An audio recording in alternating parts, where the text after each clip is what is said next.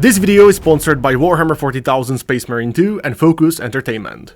Welcome to I Hate Army Painting, the series where I find the best way to paint my Warhammer army and suffer for your entertainment. And so far we've painted many units. What we didn't paint are heroes.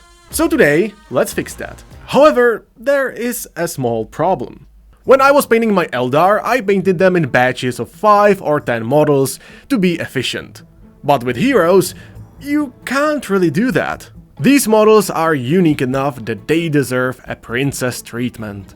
We simply want to make the heroes look better than your average game piece. Or like, if you want to use dipping can for your heroes, be my guest, but I ain't doing that shit. Although... So instead, I'm gonna paint my heroes differently. This'll take just one afternoon, but we will make them so much better than anything else in my army. I'll talk about that very soon, but unfortunately, we still gotta assemble them.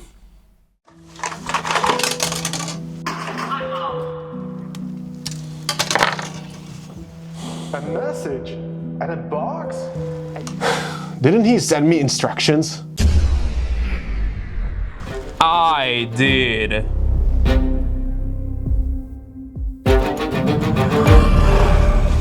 How is it going, Mr. Kito? What is this? I see. Very good. You're almost ready. For what? To finish the army. I'll take it when you are done.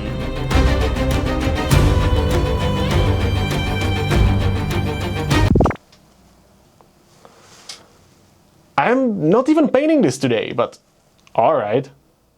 So anyway, as I am preparing my wet palette, you might be asking, what is this mysterious method I am about to unleash?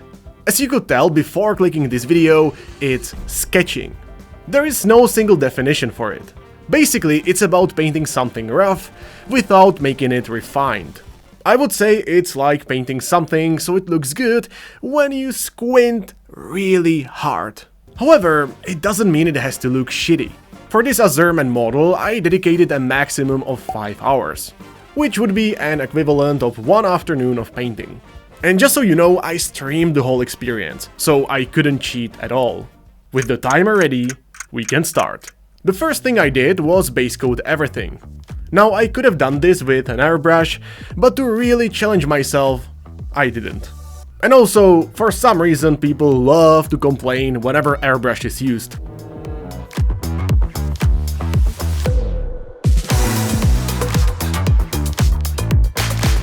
I was trying to do this as fast as I can. Whenever one part was still drying, I switched to a different one. And the zenithal highlight really helped with the coverage. When I saw that the cape is dry, I decided to finish it. Yes, you heard me right. I will proceed to casually finish the cape with a few layers on top. We are not making it perfect, we are sketching, and only this part is truly visible anyway. So a few layers on top will make it as good as done. Just like that, we finished the cape in just a few minutes, and we can move on to do something else.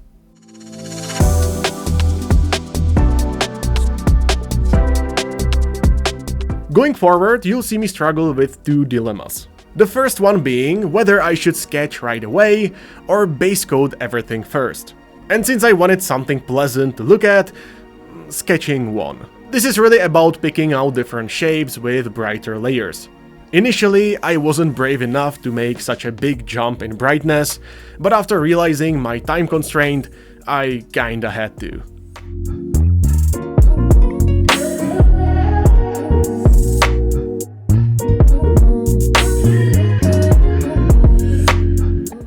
There is another dilemma though. You see, sketching is mostly used as a tool to get finished miniature, so any refining you do afterwards is fine. Now the dilemma is whether I should refine right away or wait until everything else is sketched. The tendency to smooth it out is so strong, I couldn't stop myself at several points. Still, it's not like I am making it perfect. Just a few brushstrokes and then we can quickly move on.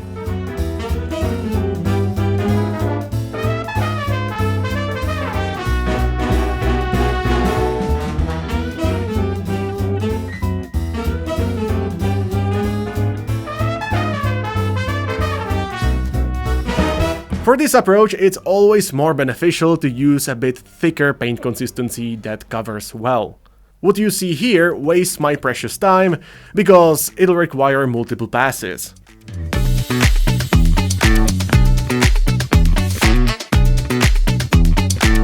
Moving onwards, I'm adding more layers to this helmet. Whenever you're trying to cut down on time spent on a single model, you have to invest your time wisely.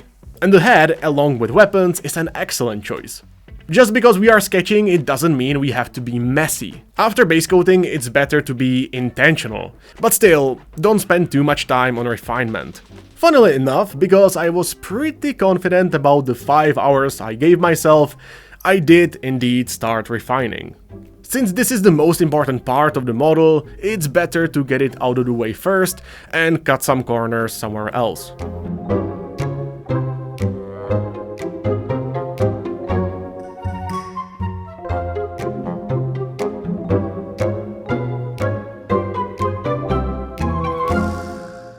After finishing those lenses, I sketched a very bright reflection on his helmet. Again, if you squint really hard, you'll see where this is going.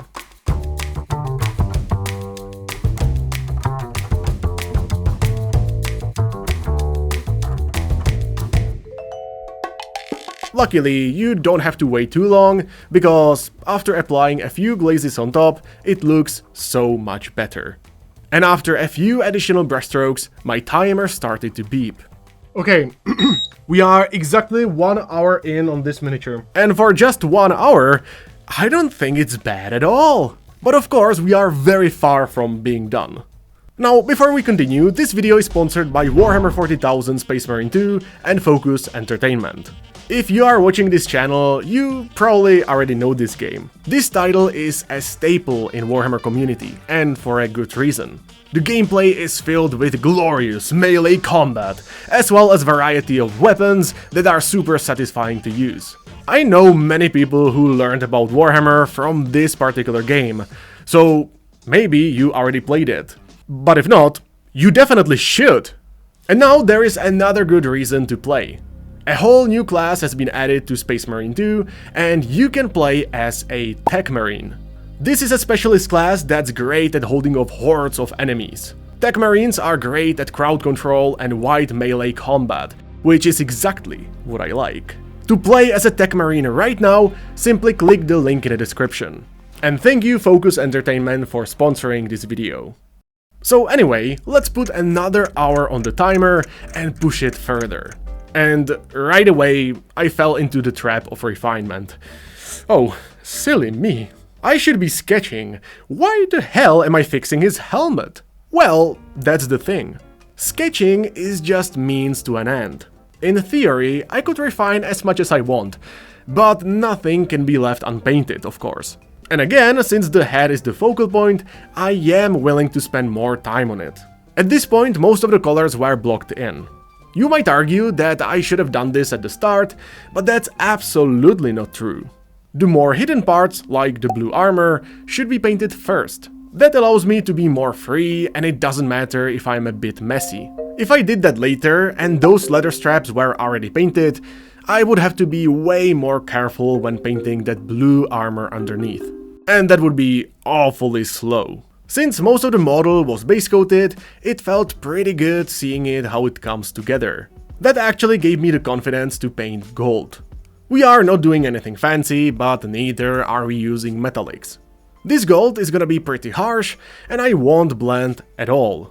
It'll still take multiple layers, but it's really the placement of the color that makes all the difference. If you focus on the edges and place the light on the most exposed parts, it'll almost certainly look good.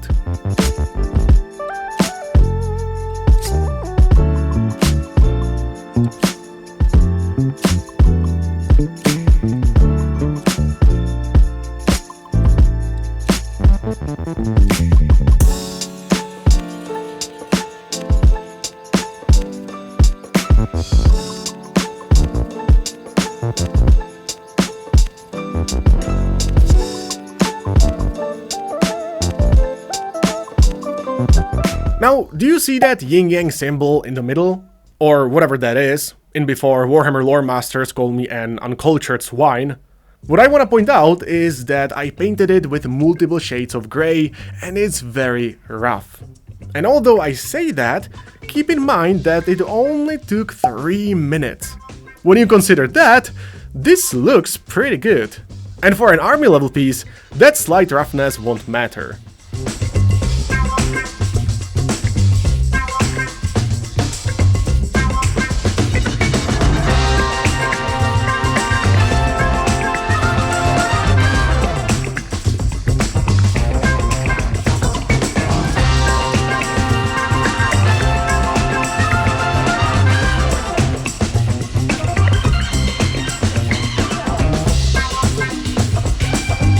Just like that, I made a very decent advance, until... Okay, that's the timer, so... that's 1 more hour. Woo. As you can see, I had to take a break after every hour. This makes it a perfect opportunity to compare progress. Compare the 1 hour version to this one, and you gotta admit, these small details add a lot, despite not being polished. And during the break, we started a discussion that might end up shocking some of you. How much better would it be without the flag? Should I just cut it off? You see, many Eldar minis have this stupid flag on their back, Azurman being one of them. And after some discussion with the chat, we came to a conclusion. Well, in that case, fuck the fucking flag. YouTube will love this. Nice. Some people will hate it, but gotta say, the overall silhouette looks so much better. It's no wonder more people are doing the same thing on other Eldar models. With the flag down, I was excited to continue. And the first thing on the list was the cape. Not much has been done on the backside of the model, but there has to be something painted. Some very simple highlights will do the trick.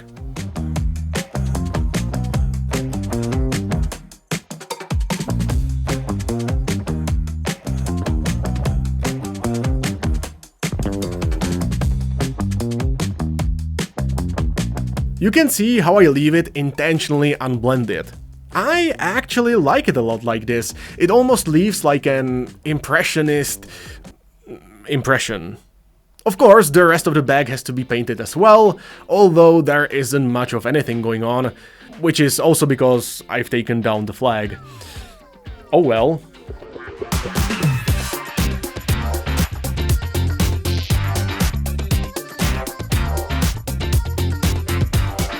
Going forward, in theory, I could only paint the weapon and call it a day. But you guys know I wouldn't be happy with that.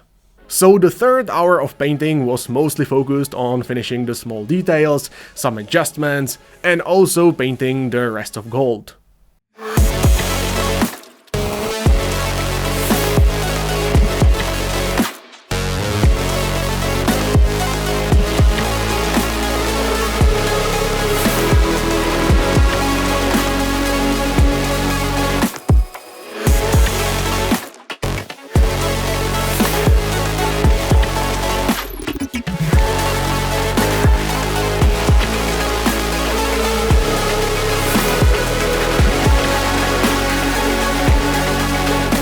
To paint all the gold, it took me around half an hour.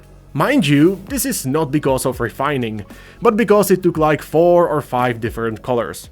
As we approach the 3-hour mark, which still sounds pretty nutty when you say it out loud, the only thing left to do is to prepare for the next 1-hour session. So we base coat the gems and the sword.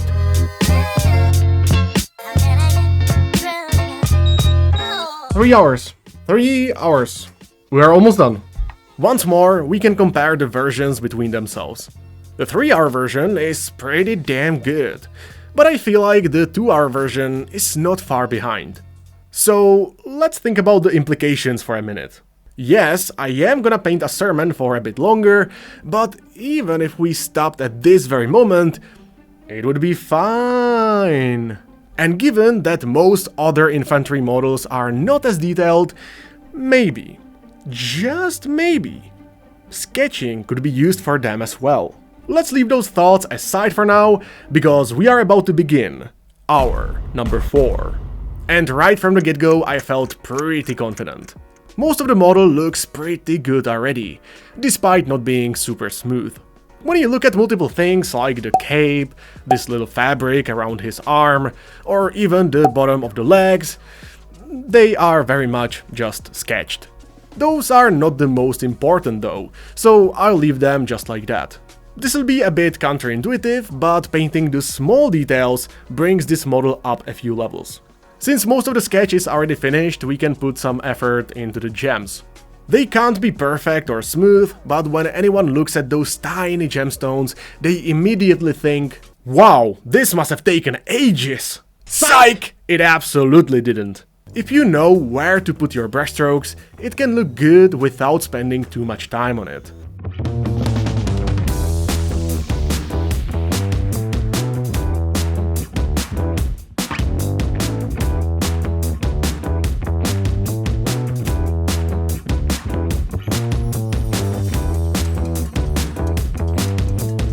When it comes to his blade, I went for the same look as the box art. Now that I think about it, that's true for the whole mini. Anyway, in the box art it almost looks like it's made from crystal. And overall it looks very bright. That's the reason why the base coat here leans on the brighter side as well. Then it's a matter of sketching the reflections and pushing pigment around. The paint I use is not super thin, but not like a thick layer either. It has some translucency, but not too much, because I don't want to waste no time.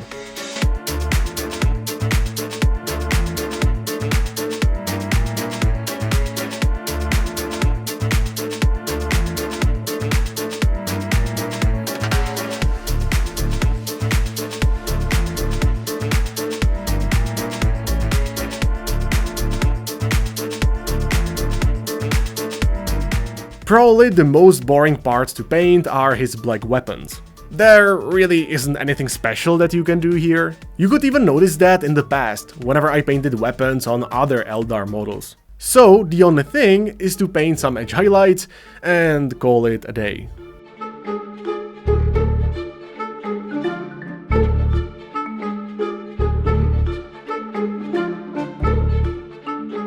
"3 hours and 30 minutes in, I could start finishing the helmet. I had no idea what this part is called, but apparently it's a plume. But someone in the chat called it some Roman gladiator shit, so let's just call it that.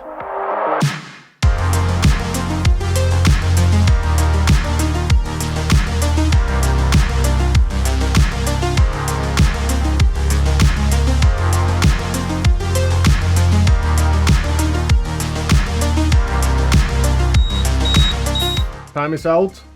So now we have full 4 hours of painting on this guy. And you know what?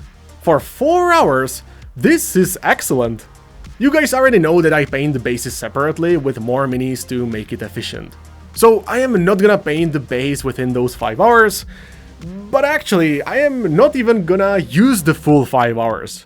It took me a few more minutes on top to finish that gold trim. It's mostly about adding multiple stages of edge highlight.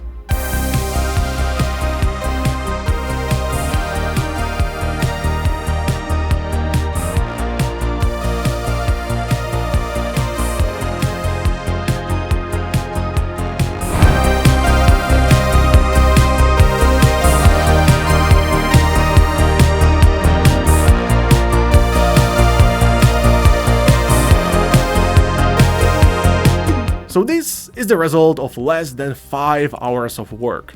I've actually recorded everything from this process, so if you wanna see it, there will be a link in the description, just enter your email and I'll send it to you. 4 to 5 hours might be a lot for a regular model, but at the same time, your chaff infantry has less details, so it might be applicable. For your heroes though, I think it's fantastic. When you throw smoothness out the window and sketch way more and focus on what's important, you can get something really nice fast. So for me, sketching like this would definitely get 8 beards out of 10.